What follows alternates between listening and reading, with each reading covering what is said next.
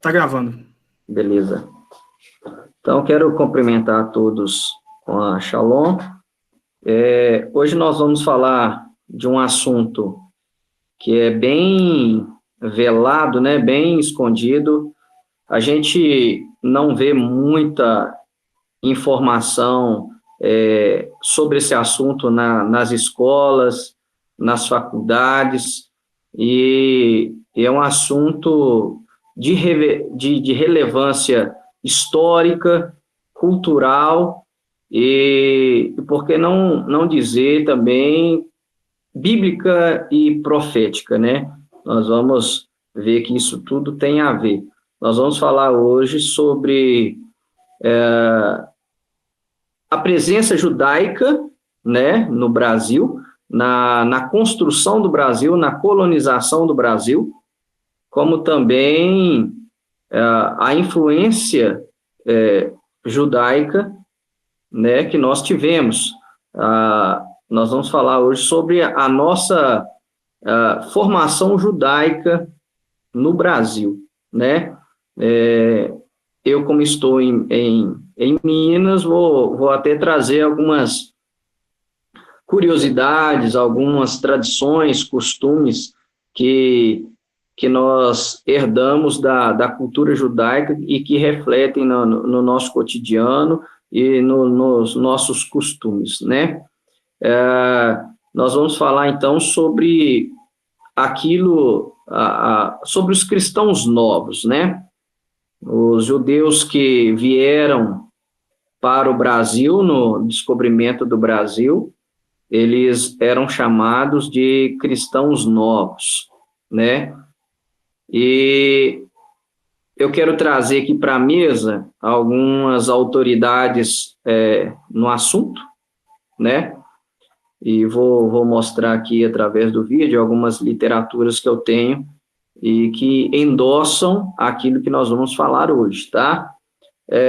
Uma das pioneiras e referências no assunto é a Anita Novinsky, né?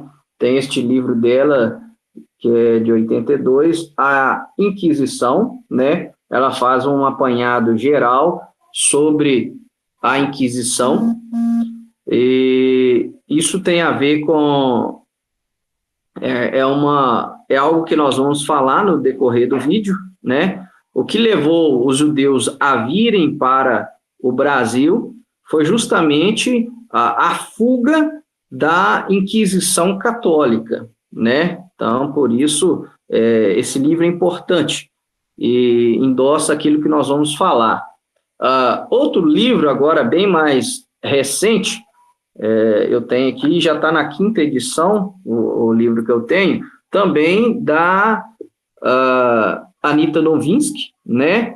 Ela e 3 de suas alunas, né?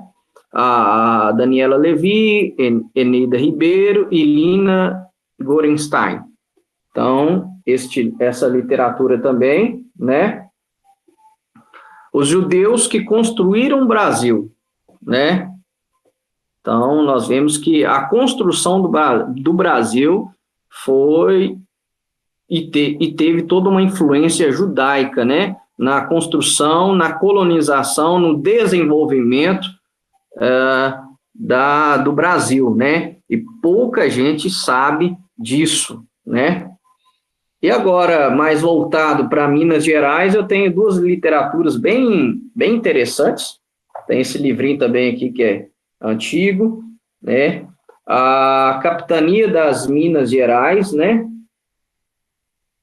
É um livro que eu utilizo muito, o Augusto de Lima Júnior, que ele vai falar da formação da capitania judaica e a influência dos judeus na formação da capitania mineira, perdão, né? E este livro também, que é de cabeceira para quem quer aprofundar no assunto, e em Minas Gerais, né? A Inquisição em Minas Gerais no século XVIII, né? Da doutora Neuza Fernandes. Então, é muito bom mesmo, tá? Então, vamos lá. Como que tudo começou? A Inquisição, ela ela começa na Espanha, né? A Inquisição Católica, ela começa na Espanha, e na Espanha passa a perseguir os judeus, né?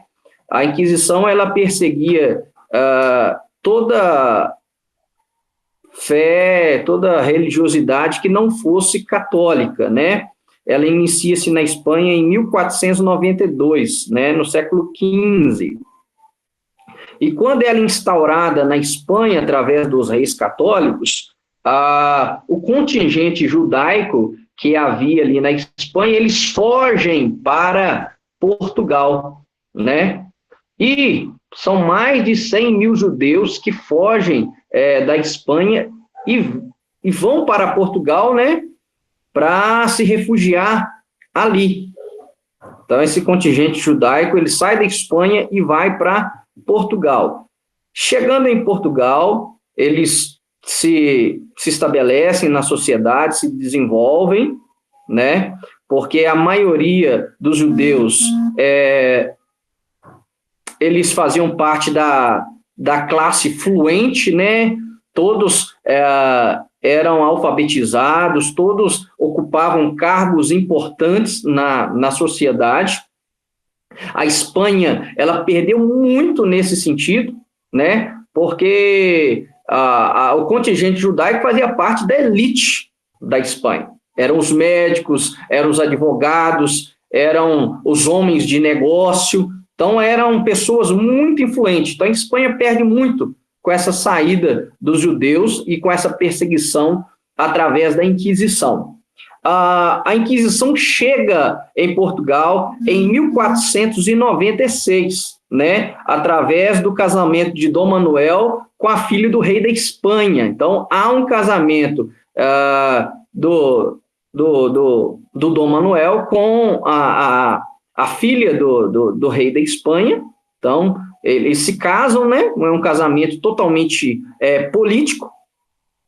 E esse casamento dos reis católicos entre Espanha e Portugal faz com que a Inquisição seja estabelecida também em Portugal.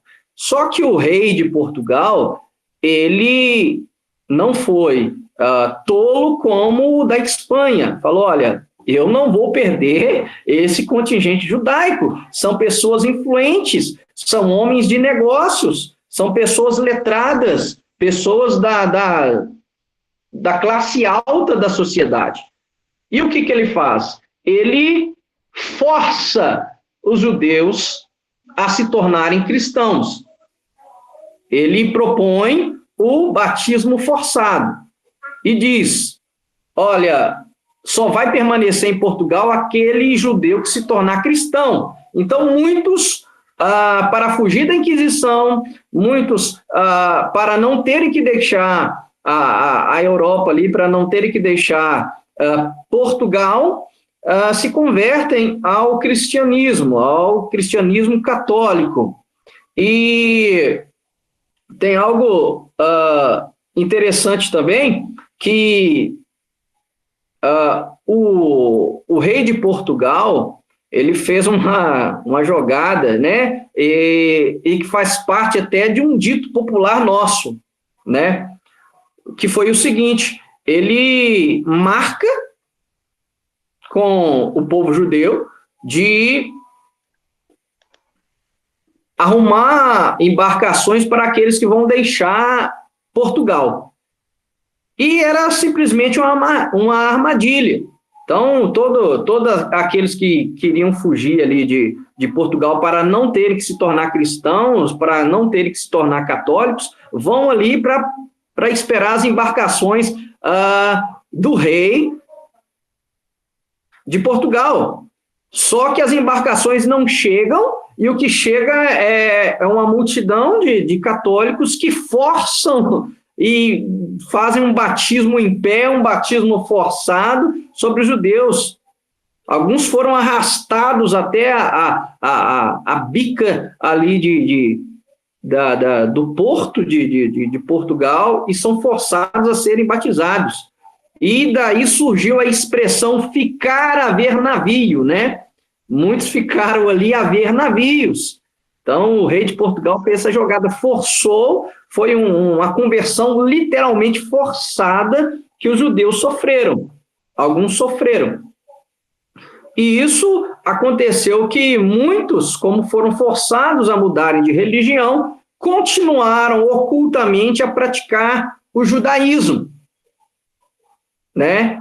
E por isso que a Inquisição pegou muitos judeus e condenaram eles de crime de judaísmo, tá? E quando coincide que quando chega instaura a Inquisição em Portugal, 1496. O Brasil é descoberto em 1500. E as primeiras embarcações que chegam em Portugal, no Brasil, perdão, são, nas embarcações existiam cristãos novos. Por exemplo, Fernando de Noronha, né? Ele era um cristão novo, ele era um judeu. Então ele chega, né, no Nordeste brasileiro, se estabelece ali, o rei de Portugal concede a ele as terras ali, né, para que ele fizesse o povoamento do Brasil, colônia, né, e aí se abriu um outro mar vermelho para o contingente judaico. Então, a maioria dos judeus, com o descobrimento do Brasil, vieram para o Brasil. Só para a gente ter ideia, 20% da população portuguesa, na época, eram de judeus. Então, eles vêm para o Brasil no descobrimento do Brasil. Então, Fernando de Noronha era cristão novo, então ele concede concessão de terra, principalmente para cristãos novos, influentes em Portugal. Eles vêm e se estabelecem no Brasil. Então, um contingente judaico gigantesco vem para o Brasil no descobrimento. E isso não é ensinado nas escolas. Isso não é ensinado como parte da nossa cultura. Então, grande parte dos brasileiros tem a sua descendência judaica, porque a maioria daqueles que povoaram o Brasil colônia eram descendentes de judeus, eram cristãos novos, correto? Então, a maioria de nós, se a gente for montar a nossa árvore genealógica aí, nós vamos esbarrar em um descendente, em um ascendente, vamos dizer assim, judeu, né? Isso é algo interessante que muita gente não conhece.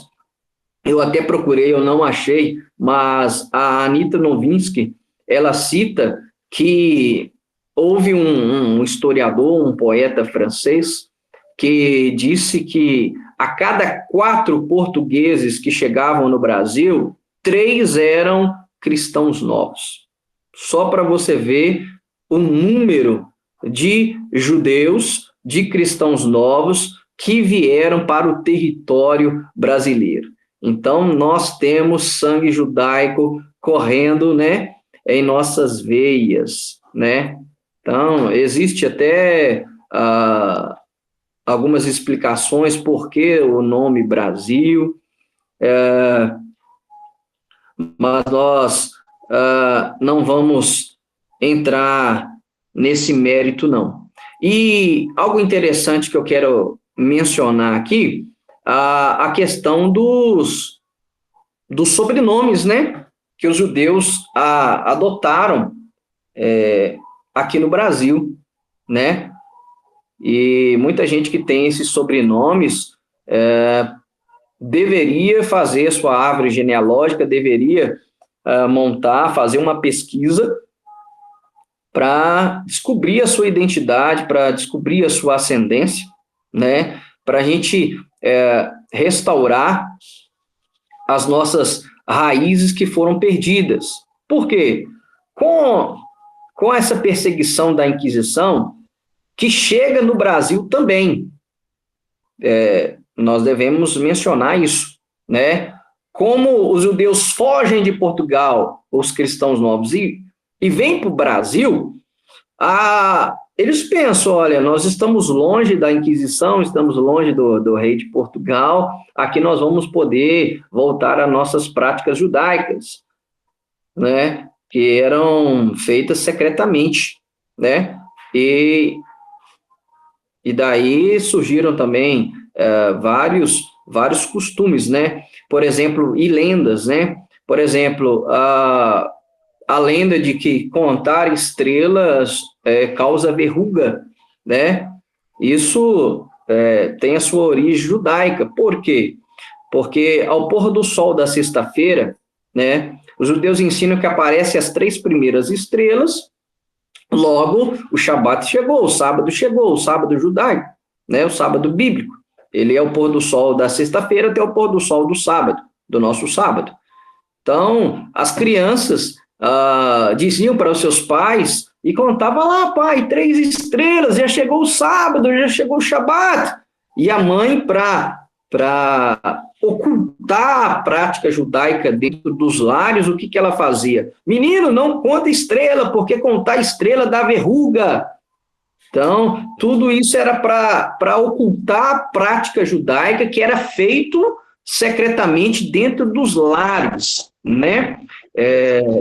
Vale ressaltar também que a influência das mulheres na formação judaica dos filhos. Na Inquisição, quem mais foi pego por ela foram as mulheres, porque os pais saíam para trabalhar e as mães ensinavam a fé judaica para os seus filhos. Então, elas foram as que mais foram pegas aí na Inquisição, porque elas que formaram e passavam essa tradição e as práticas judaicas para os seus filhos. Pastor Castro? Oi? O senhor ia comentar alguma coisa? Não, eu só estou aprendendo aqui. Não, tranquilo. É porque... Ok. Então, a Inquisição, ela chega no Brasil, né, em 1579. O Tribunal da Inquisição se inicia no Brasil. E ele chega no Nordeste, né, aonde foi povoado o Brasil primeiramente. Então, a Inquisição chega no Nordeste em 1579. Vale a pena mencionar que aqui no Brasil não se condenava à morte, né, oficialmente, né, e quem era condenado à morte era levado a Portugal, né, para ser condenado à morte na fogueira, né, em Portugal, nos autos de fé da Inquisição. Então, no Brasil não houve morte pela Inquisição. Tá? Eles eram levados para Portugal para serem julgados e condenados e queimados, né? A Inquisição, vale mencionar que ela tinha um viés muito mais econômico, né? Os reis da Espanha e de Portugal instauraram a Inquisição justamente para confiscar o bem dos judeus. Essa foi a intenção política e econômica que motivou os reis de Portugal e também a Igreja Católica, né? Vale mencionar isso, né? Rolou aí a famosa propina, né? Que muita gente não gosta de mencionar, mas nós aqui somos da verdade e nós temos que falar a verdade, né? E houve o que sempre existiu, que foi o antissemitismo, né? O ódio aos judeus, né? Principalmente porque eles eram influentes, eles eram desenvolvidos, né, eram alfabetizados naquela época. Quando você pega os processos de inquisição, você não encontra analfabeto. E o analfabetismo naquela época era altíssimo. Mas os judeus aprendiam desde novo a ler e escrever. Então, eles sempre conseguiam os melhores cargos na sociedade. Eram muito desenvolvidos. Eram homens de negócio. Então, havia esse ódio, né? Esse antissemitismo e daí a perseguição, né? Os judeus, eles não usavam, né, sobrenomes, como está na Bíblia, eles eram só reconhecidos como fulano, filho de ciclano, neto de Beltano. Depois, na Europa, eles são forçados a adotar sobrenomes, né? Pô, e aí eles adotam alguns sobrenomes muito comuns no Brasil, né? Nós vamos esbarrar em vários sobrenomes muito comuns aqui no Brasil. Por exemplo, os judeus, eles adotaram o nome de árvores, né? Árvores frutíferas. Então, os Oliveira, os Pereira, os Figueira, Figueiredo, né? Deixa eu ver aqui se eu estou esquecendo de alguma árvore, né? Lima, Pinheiro, né? Macieira, né? O sobrenome Maciel, né? Que significa maçã de El, maçã de Deus, né? Foi um sobrenome adotado pelos judeus. Outro costumes de sobrenomes judaicos, eles adotaram o nome de animais, né? Então, meu amigo, se você tem aí sobrenome Carneiro, Bezerra, Lobo, Leão, Gato, Coelho, Pinto, esses foram sobrenomes adotados pelos judeus. Eles adotaram nomes de animais, nomes de árvores frutíferas, né? Até o sobrenome Lopes, né? Que vem do latim lupus, lobo, né? Então, o nome Lobo também foi para Lobato, né? Eles vai sofrendo algumas mutações no sobrenome, né? Havia na Europa muitos judeus com sobrenome Tsur, né? Rocha. Então, o Rocha, a família Rocha aí, né? Então, tem muitos descendentes judeus. Os sobrenomes muito comuns que tem muita família judaica com esse sobrenome: Dias, Herrera, Fonseca, Ramalho, né? E um sobrenome que é muito, mas muito judaico mesmo é o Cohen, né? E o Levi, sobrenome Cohen, Levi, já mostra até a casta, né? A qual pertencia, né? Que era a casta sacerdotal, né? Dos levitas, dos sacerdotes. Então, aqueles que têm sobrenome Levi, Cohen, com certeza tem um ascendente judeu aí no meio, né?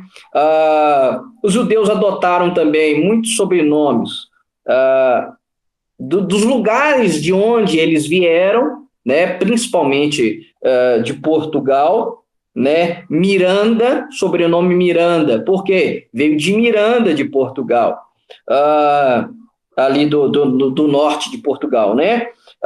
Toledo, porque veio da cidade de Toledo. Braga, né? Sobrenome Braga, porque veio de Braga, de Portugal. Ou Navarro, né? Porque veio de Navarro, de Portugal. Leon, outro sobrenome, né? Coimbra, porque veio da cidade de Coimbra, de Portugal, né? Medina.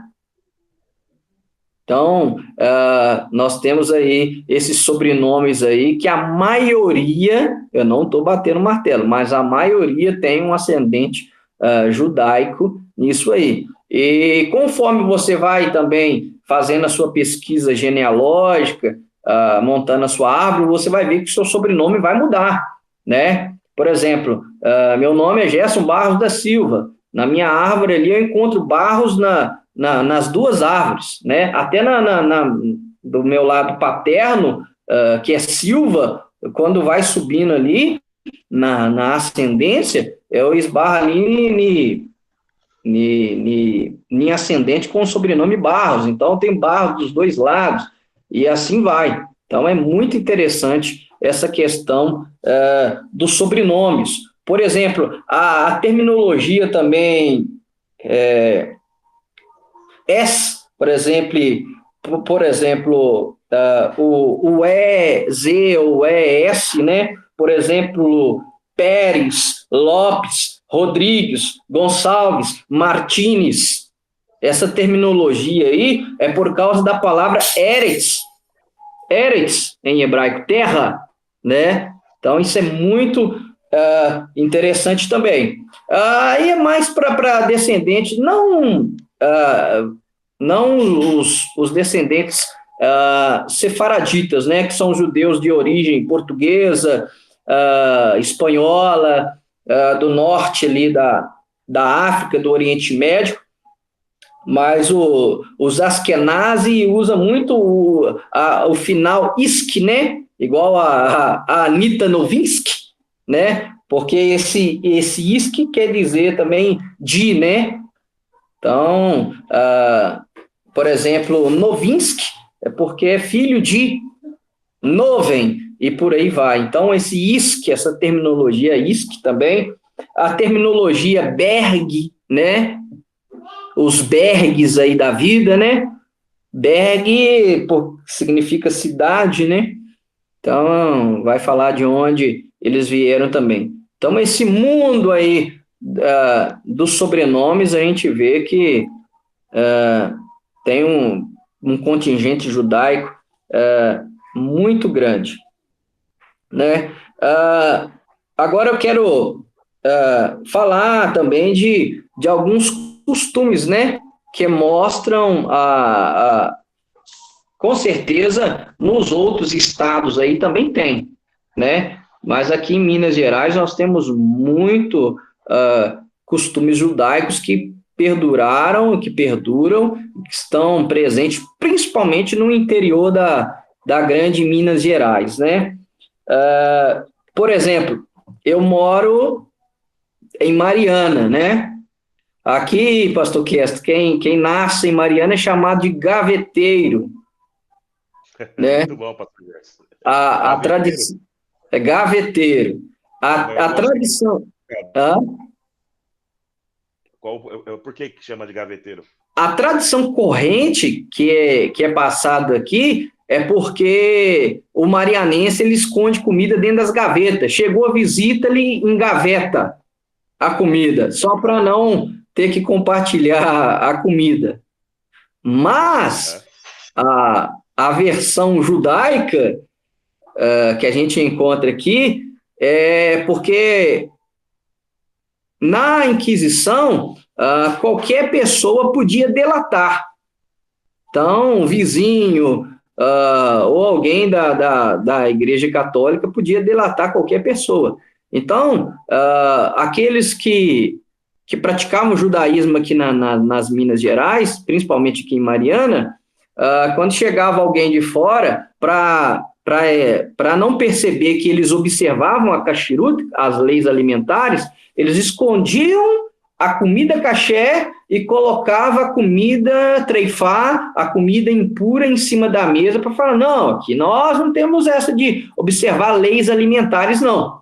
Porque, principalmente aqui em Minas Gerais, a maioria dos cristãos novos foram pegos pela boca, por observarem as leis alimentares, que é o que nós chamamos em hebraico de kashrut, né? Eles foram pegos principalmente por causa da kashrut. E por isso que houve Gerson, Oi?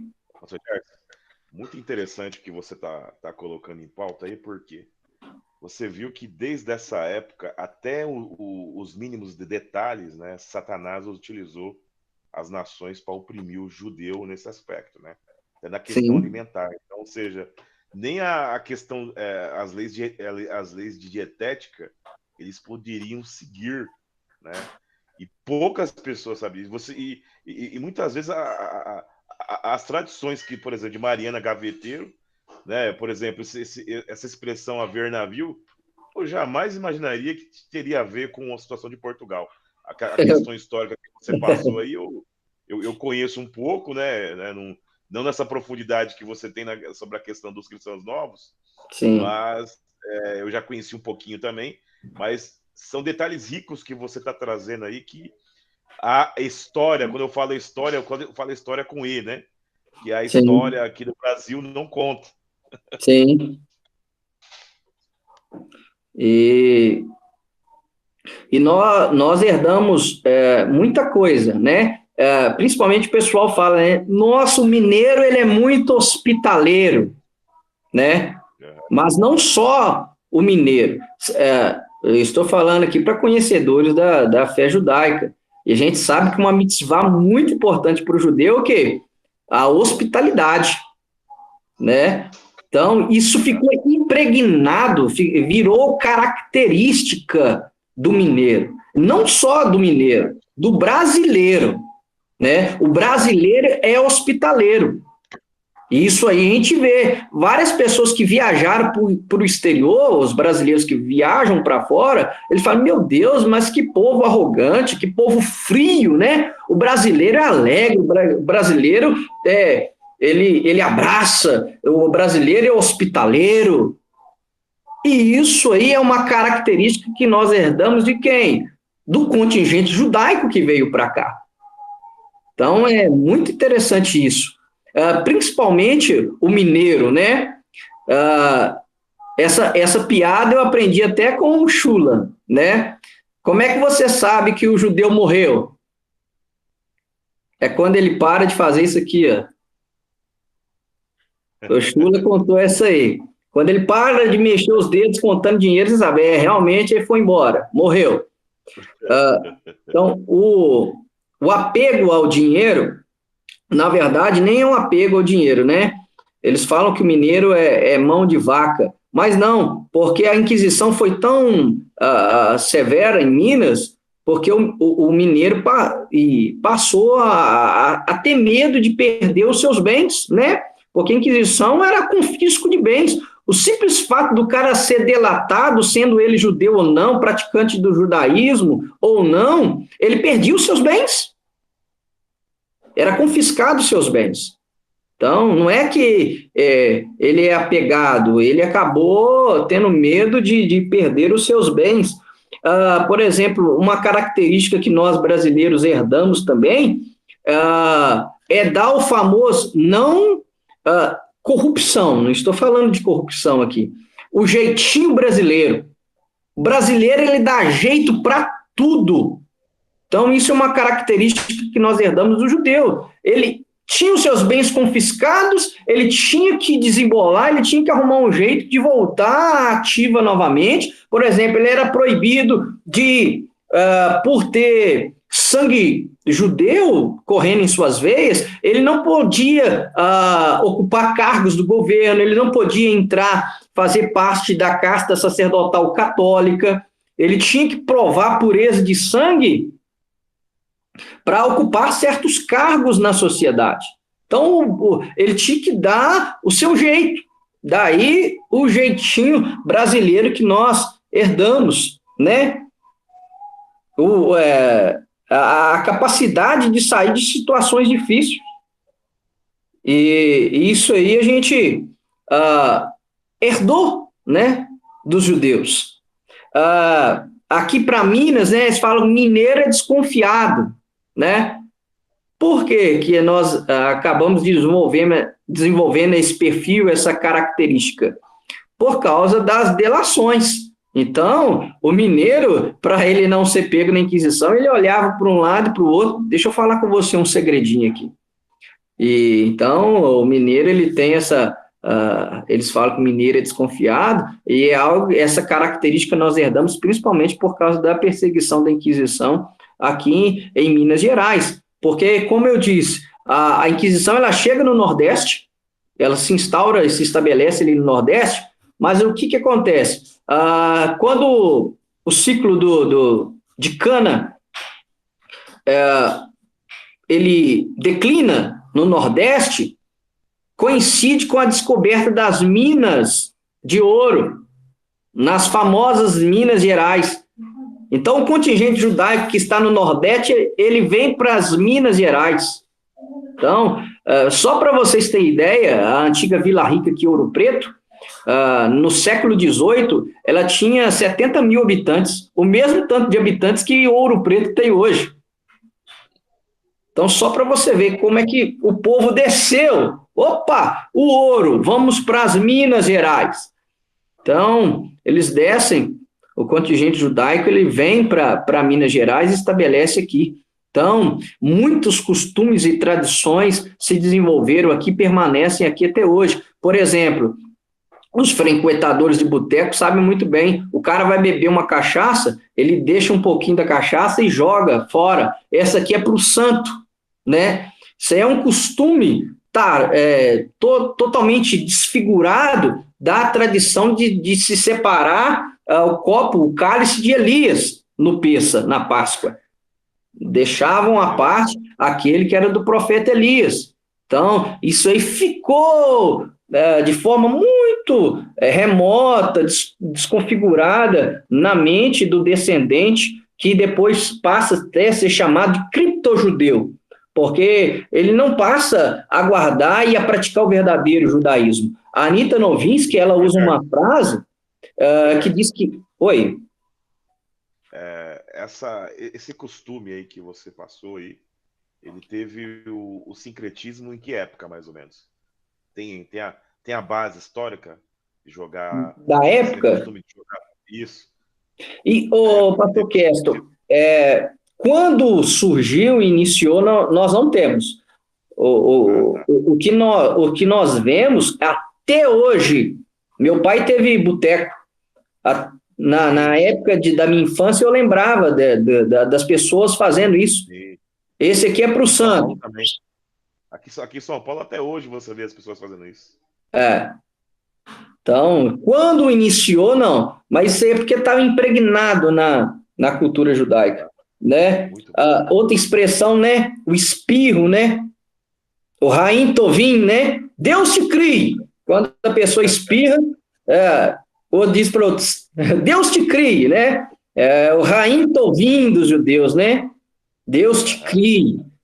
Então, o fato de tomar bênção pai e a mãe é um costume judaico, de abençoar, né? De tomar a bênção, de pedir a bênção, na verdade, né? É um costume totalmente judaico. Jurar pelo morto é um costume judaico.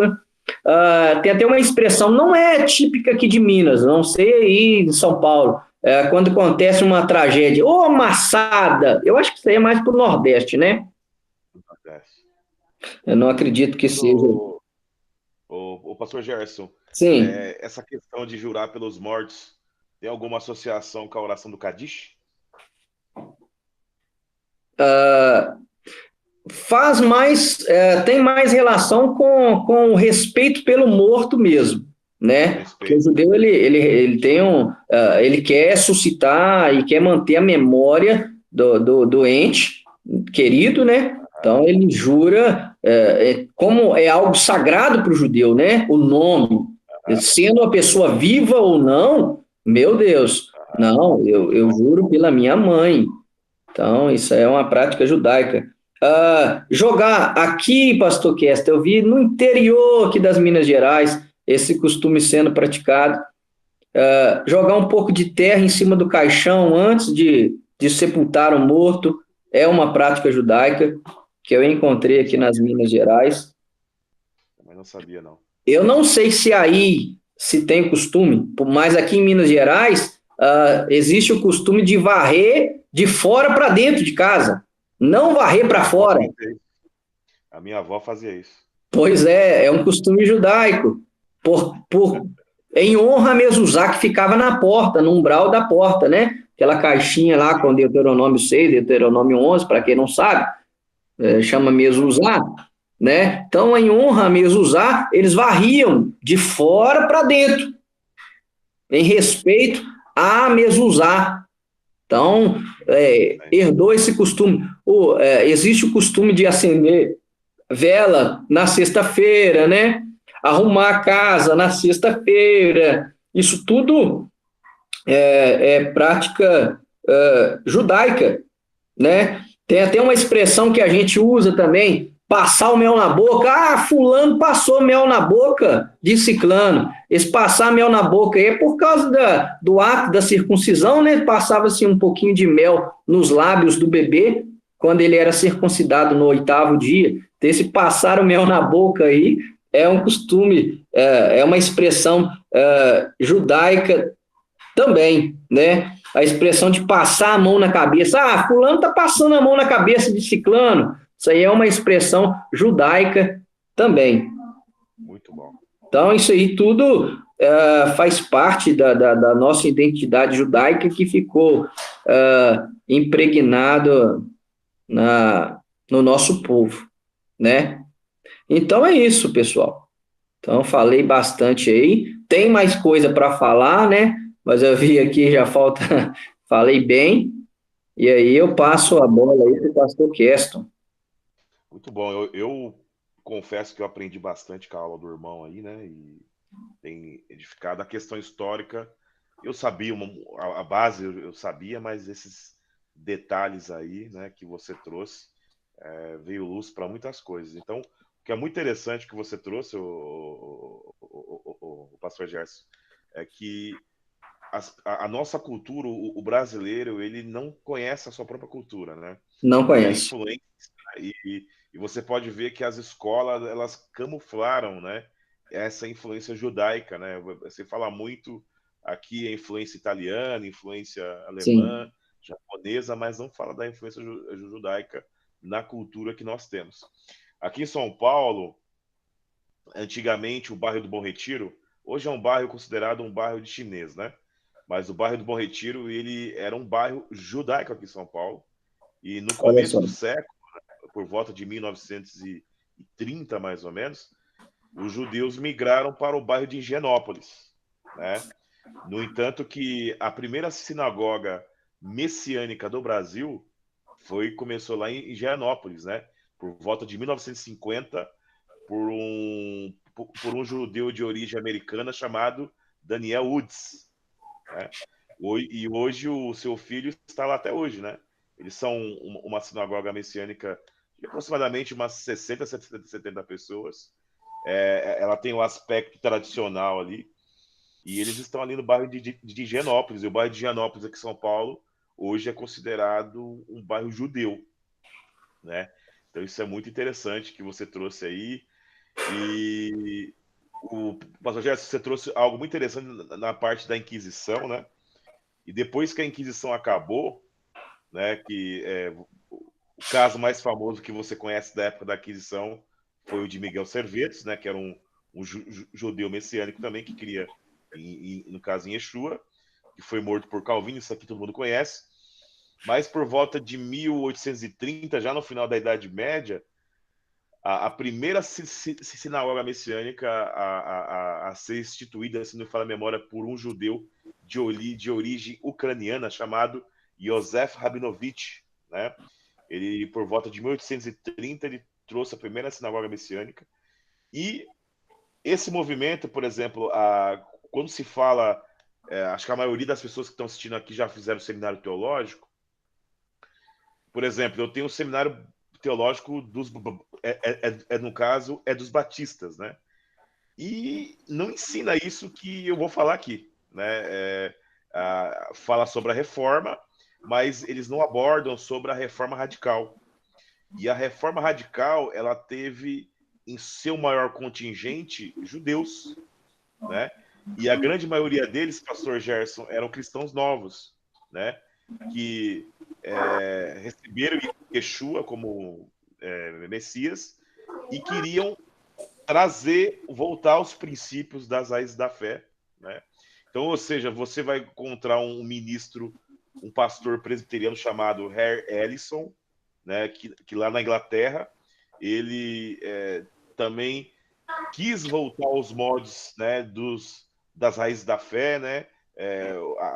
Trazer as festas, essa base que nós temos hoje, eles começaram ali. Um bispo anglicano também chamado.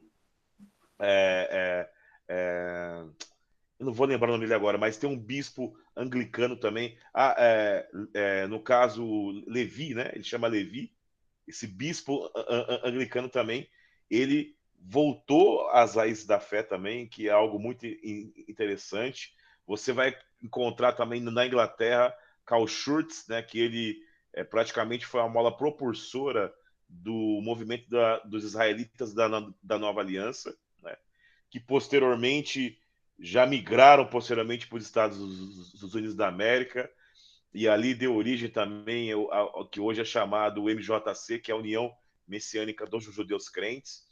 Então, ou seja, tem uma história muito vasta em cima disso, que é muito interessante, e a grande maioria desses judeus que se tornaram judeus messiânicos eram cristãos novos, cujo você contou a história aí com muita maestria. Sim, pastor Kesto. Principalmente a maioria que tem o despertar para restaurar a identidade, até mesmo cristã, eles têm a sua origem judaica, são cristãos novos, descendente dos cristãos novos. E daí o que vale ressaltar aqui é por isso que a maioria dos brasileiros tem um amor a Israel, porque corre em nosso sangue um sangue judaico. Alguns com maior proporção, outros não.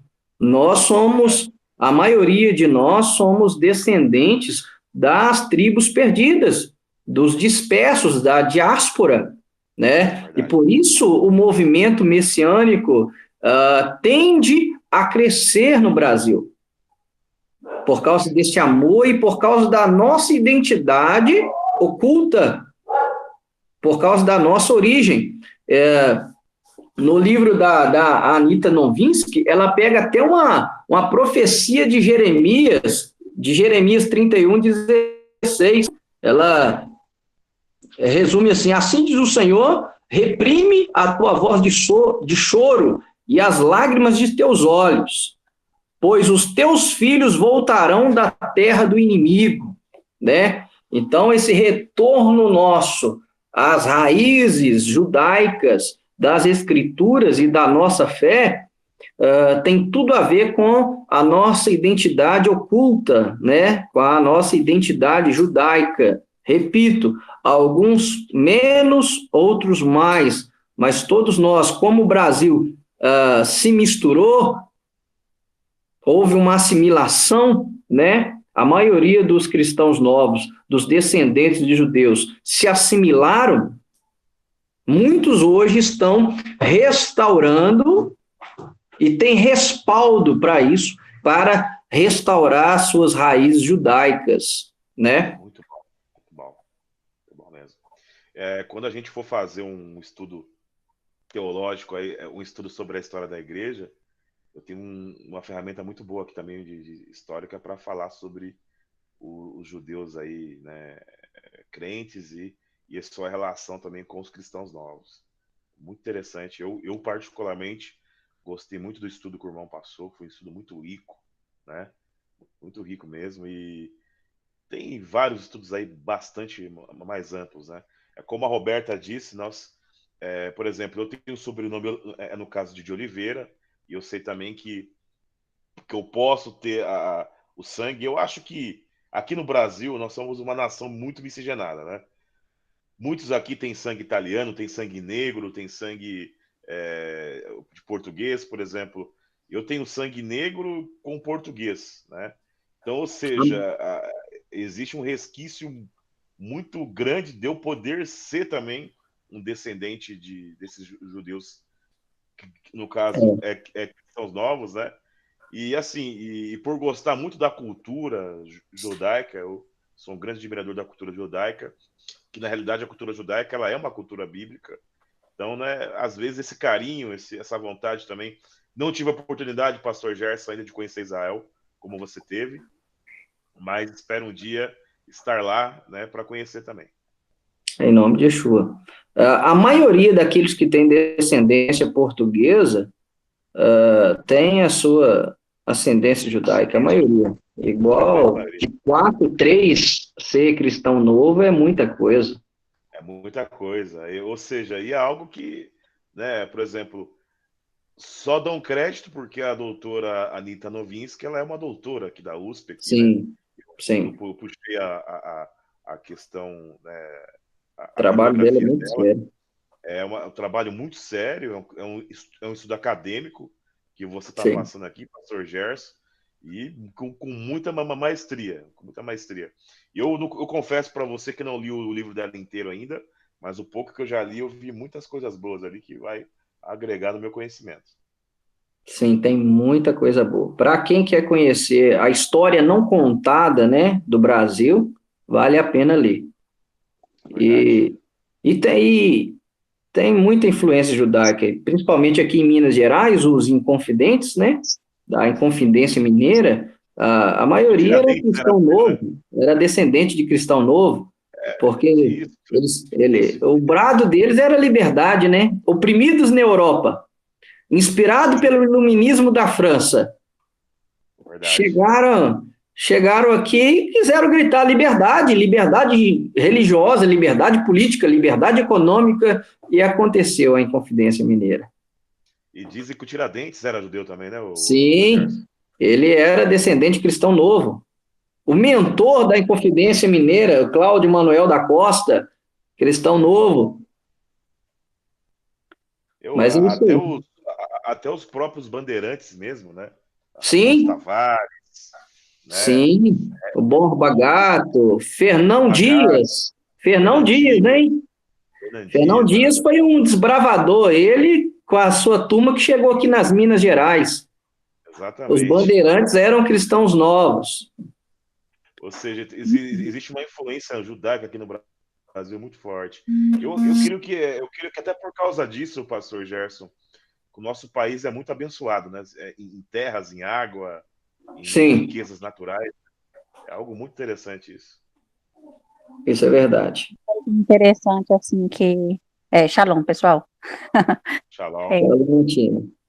que quando eu estava Cristina. pesquisando, assim, sobre a nossa história aqui de Ouro Preto, eu achei, assim, muito interessante. Dois aspectos, assim, que me chamou bastante atenção.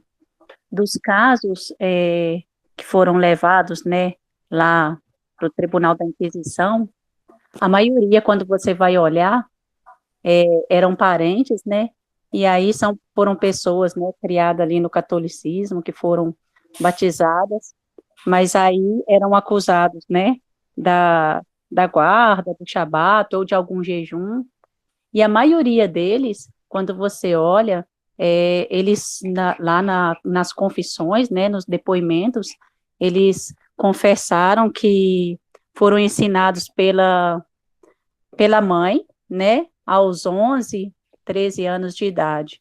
Então, assim, já é a época que o segredo era revelado. Eu achei muito interessante isso, despertou, assim, uma responsabilidade também, e um despertar mesmo para a responsabilidade da mulher, que a gente vê, assim, da mãe, no caso, né, que eles faziam tudo direitinho ali com relação da Igreja Católica, mas a mãe ia ensinando, ia passando para os seus filhos em casa, e normalmente nos relatórios que eu vi lá da Torre do Tombo, a maioria que confessou o judaísmo foram aos 11 anos e 13 anos de idade, que foi a data que foi apresentado o judaísmo normalmente pela mãe ou por uma parente mulher.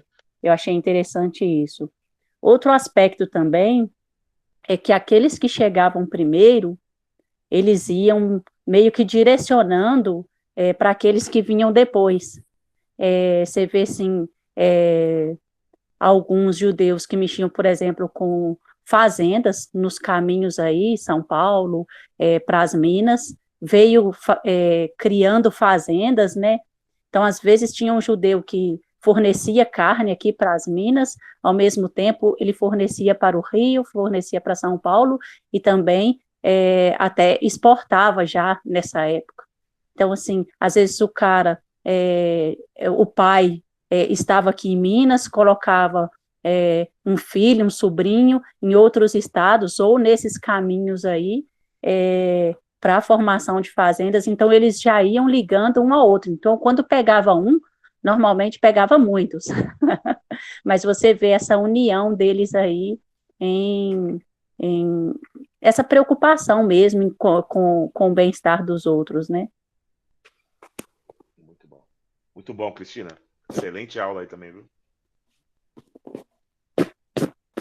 E aqui, né, eu esqueci até de mencionar, há quem diga que aqui em Minas, na Vila Rica, Ouro Preto, nós tivemos a segunda sinagoga, né, mais antiga do Brasil. Hoje ela é uma república, pastor Kesto, e continua com o nome de sinagoga. É uma república de Interessante. estudantes, né? Esse livro que eu mostrei aqui da Capitania das Minas Gerais, o Augusto de Lima Júnior, ele fala de um grupo de judeus, né, que passaram a se reunir secretamente, né, ali, com o nome de escola de Elias, né? Eles, por causa da idolatria ali da Jezabel, que era a igreja católica, e a sinagoga ela fica de frente de uma igreja católica ali em Ouro Ah, Preto. eu vi essa sinagoga aí numa reportagem. Interessante. O pastor Gerson, uma pergunta. Existe algum resquício, a Anitta, você que leu o livro inteiro da Anitta Novinsky, existe algum resquício, algum registro desses cristãos novos aí na época da Inquisição seguir o costume sinagogal, mas crer em Yeshua no contexto mais correto? Tem alguma questão histórica sobre isso nessa sua pesquisa que você fez aí?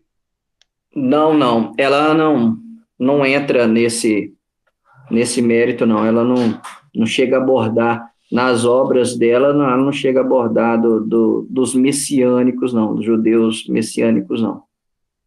Então, Mas isso aí a gente. eu creio que tinha bastante. Sabe por que eu tenho essa crença? Não tem como eu provar historicamente, mas depois que houve a Reforma Protestante, muitos judeus cristãos novos voltaram aos princípios da fé, mas não deixaram a sua judaicidade. É, Essa questão nós já temos a base histórica. Eu acho isso aí que é bastante interessante. sim. Principalmente no Nordeste, quando os holandeses ocuparam ali, aonde houve a liberdade para. Então, a Holanda conquista por certo tempo ali o Nordeste brasileiro, a Holanda protestante, né? Então, muitos daqueles que foram forçados ao catolicismo, eles regressam à sinagoga, mas como eles perderam muito da cultura judaica, eles ficaram no meio do caminho. Em partes católicos, em partes judeus. Então, houve sim uma miscigenação de fé também, né? Com certeza aí, ah, houve o judaísmo messiânico aí, não nos termos como nós conhecemos, né? Uhum. Mas seria uma base, né? Um Sim, proto-judaísmo, um protótipo sim, do que nós conhecemos hoje. Muito bom, verdade. muito bom. Pouquíssimas pessoas. Eu creio que esse vídeo aqui vai ser muito edificante aí para quem gosta disso da história e até mesmo de entender os costumes brasileiros, né? Que tem muitas coisas aí, né? E eu tenho até um estudo aqui, pastor Gerson, quando tiver um tempo, eu vou estar passando, só que é um estudo muito extenso. É uma questão histórica da presença dos fenícios aqui no Brasil, né? E até mesmo do nome Solimões relacionado a Ah, Salomão. A Salomão. Muito bom o estudo. temos isso aí ainda, né? A origem indígena nossa tem um mistério muito grande aí. Verdade, Né? Porque o né? nome Solimões vem de Shilomo em grego, em hebraico, que é Salomão, né? Você citou É, aí no caso sobre o pau-brasil, e o nome sim, Brasil vem do hebraico Barzel, que é, no caso, ferro. E nós sabemos que o pau-brasil tinha uma cor avermelhada de ferro. E, por exemplo, a letra Beit, a letra Resh, a letra Lamed, né? Aliás, e a letra Zain, né? Seria aí as consoantes, né? Equivalente das letras das consoantes aqui do Brasil, né? É do nosso português. Então isso é muito interessante porque se eu pegar os sinais maçoréticos, eu posso tirar da palavra Barzel e colocar o Shivá ali embaixo né? Aliás, eu posso deixar o patá ali, né? Eu coloco um shivá mudo embaixo da letra resh, né? Coloco um hirik embaixo da letra zai e a pronúncia fica Brasil. Sim, e tem essa questão aí indígena aí também, que é um mistério, né? Existem várias escritas antigas que antecedem o descobrimento do Brasil, escritas hebraicas, né? Isso. Em cavernas, a própria língua dos judeus, dos nativos aqui, né? O tupi é muito semelhante ao hebraico. Então, tem essa questão também. Quem eram os índios nativos? De onde vieram? Poderia ser os índios poderiam ser das 10 tribos, com certeza. Sim, sim. Então tem mais isso aí. Ah, eu sou descendente de índio. Cuidado, olha o sangue. Aí as pessoas falam assim, mas qual que é a base bíblica para isso? As terras de Ufir, né? Que a Bíblia cita, né? As lendárias terras de Ufir seria essas terras remotas que hoje nós moramos aqui e conhecemos como Brasil. Sim, e os judeus, eles eram hábeis, né, na arte de navegar, né? Exatamente. Então, eles eram os pioneiros nisso aí, né? Tanto na época do descobrimento do Brasil, quanto antes, né? Desde a época ali de Israel.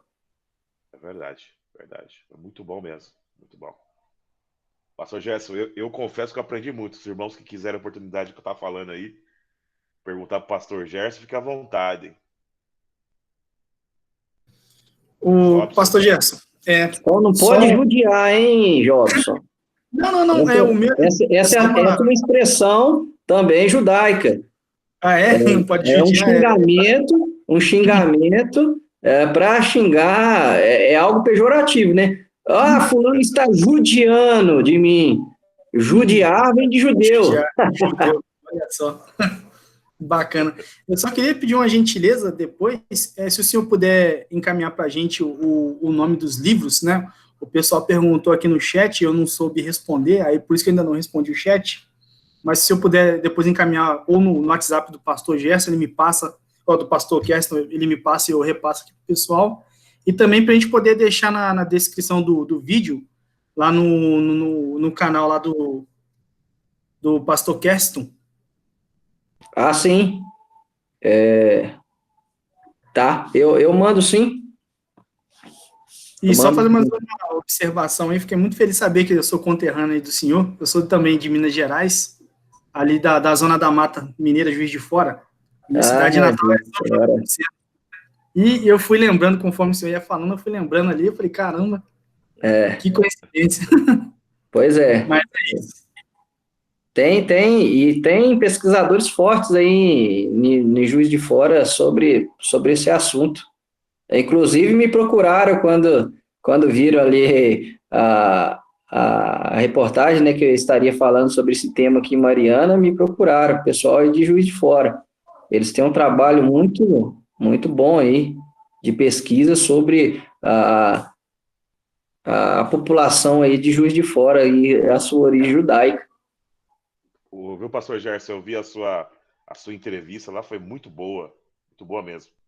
Foi uma aula. Eu fico lisonjeado de vir esse elogio da sua pessoa. Não, foi muito boa mesmo. Eu aprendi, aquele dia já aprendi, hoje aprendi um pouquinho mais aí. Né? A gente pode comentar também sobre as outras questões que você trouxe também, sobre eu tenho certeza que você deve ter também pesquisa boa sobre os índios ser descendentes de judeus, né? Das tribos perdidas. Isso é muito bom também. Sim, tem. Para a questão histórica, muito bom mesmo.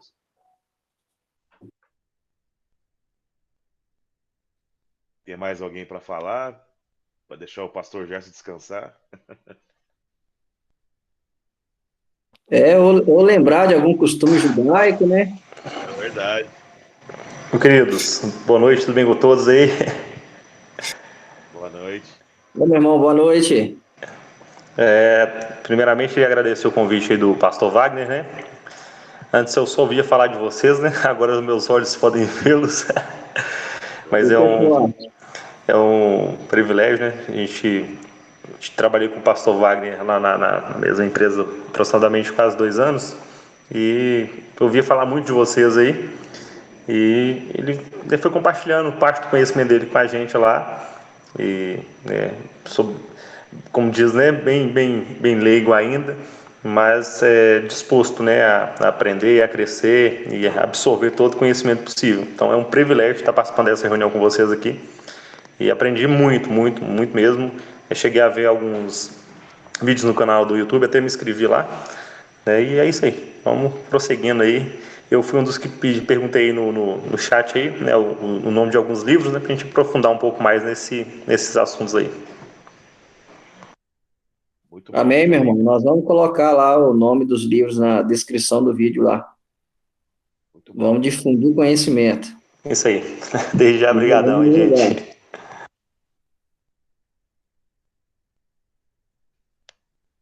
Glória a Deus.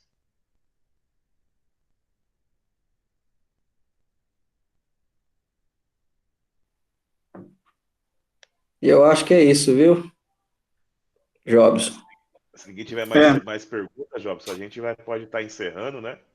Sim. Né, e pedir para as pessoas, Jobson, que for assistir depois esse vídeo no canal do YouTube, para estar compartilhando esse estudo do pastor Gerson com outras pessoas, que isso aqui, as pessoas precisam conhecer, né? Se inscrever no canal, porque vai ter mais estudos do pastor Gerson, do pastor Wagner, né? Eu tô conseguindo arrastar o Diego também. O Diego falou isso é ótimo. Entendeu? Então nós vamos ser abençoados com os irmãos aí, né? Amém. Vai ser bem. Eu tô vendo aí o sobrenome do irmão aí, que é Mendes, né? Mendes, rapaz, nos processos de aquisição, o que mais tem é Mendes, tá? Pois é, Mendes Silva ainda para completar. Ah, Silva, rapaz.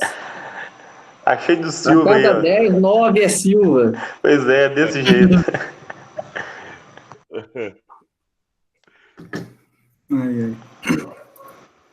Então, a gente pode encerrar, pastor?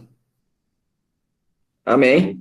Amém. Pode Agradecer a participação de todo mundo aí. Uma ótima noite aí, bom descanso. E até a próxima. Shalom. Até a próxima. Shalom. Obrigado. Obrigado. Tchau. Shalom, meus irmãos. Muito bom estudo aí, viu? O Eterno continua abençoando e guardando a todos. O pastor Wagner estava quietinho aí, ó. Pois é, rapaz, ficou quieto.